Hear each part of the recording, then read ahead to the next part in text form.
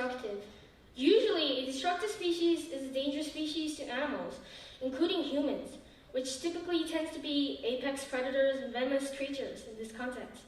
Which usually focuses on a single, but sometimes multiple perspective of a small number of species. What is so destructive? Although many people may think that mosquitoes are the deadliest animals, they aren't necessarily wrong, but there are way deadlier ones. Don't get us wrong, mosquitoes aren't harmless. There are parasites in mosquitoes, for example, the one that causes malaria, affecting around 240 million people per year. It's like the COVID pandemic, except it's been raging on for thousands of years. And now you likely think that we're lucky to have vaccines in houses to protect us. This technological development has slowly turned us, the Homo sapiens, into the world's most destructive species. Why is this and how did this happen? Let's find out. Imagine this, one day you're in a field. Let's just say the air is hot and humid from the summer rain. The birds are chirping and you're boiling.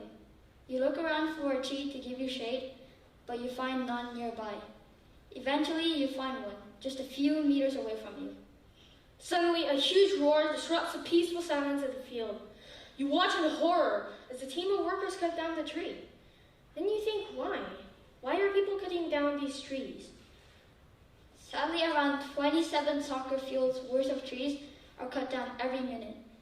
And because of deforestation, many of the primeval forests are all gone. Humans currently cannot replace all of these trees with the technology we have. Direct carbon capture is expensive and inefficient, and this carbon will be a huge problem later on. Many of these problems are caused simply by human laziness. Yes, it is true. Many global warming effects, along with other bad things that are happening to our planet right now, is caused just because people are being lazy. For example, ocean pollution is caused just because people think it's easier to throw trash into the ocean instead of finding a trash can. Another example is driving. I'm looking at all of you here. We all agree that driving to a place is just convenient. It's more convenient than most other forms of land travel. We see a lot of posters encouraging personal contributions, such as recycling, turning off the lights, and saving water.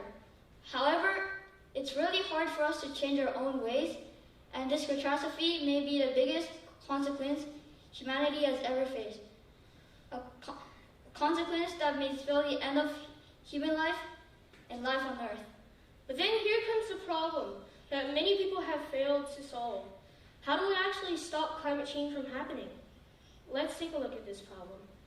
So we know that carbon dioxide, along with other greenhouse gases, causes climate change, and human activities causes those gases. So why aren't people implementing actions to stop this? Is it expensive, or does it still lack technology? Well, not really. So why is this? Well, first of all, as we mentioned before, we are kind of lazy. We like simple things, for example, driving. Second of all, it could impact our lifestyles, society, and sometimes even the economy. For example, if we all stopped eating meat, the meat industry could collapse.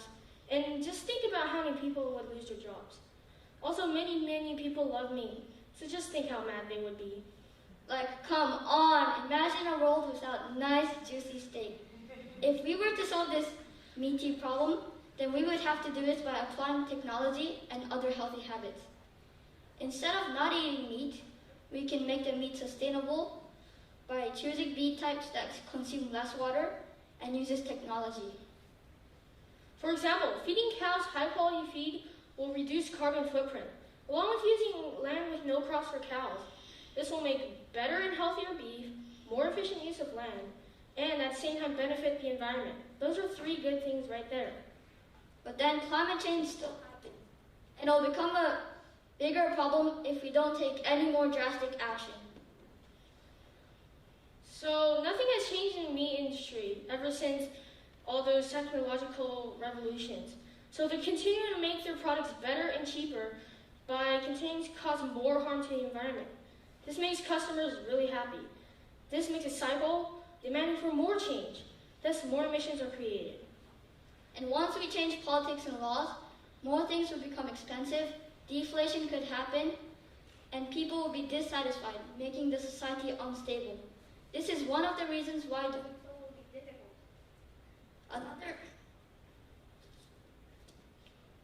Doing so will be difficult. The only option we have right now is to find another solution that simultaneously benefits people and doesn't have a major impact on our planet. Doing so will be very hard, and such innovations take a long time. So what we need to do right now is set aside some time for those technologies to be developed, at the same time conserving whatever we have as much as possible and raising awareness for better change in systems. Solving climate change won't be easy, and we need some hope. But proactivity is the path that takes us to the right place. Hope can help us, but we can't rely on it entirely.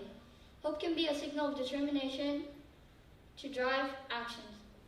But of course, we need to grow better habits too. You shouldn't think that we aren't related to any of this and we can just sit back and relax and drink our sodas. Those who think so are very irresponsible. We're all responsible to save this.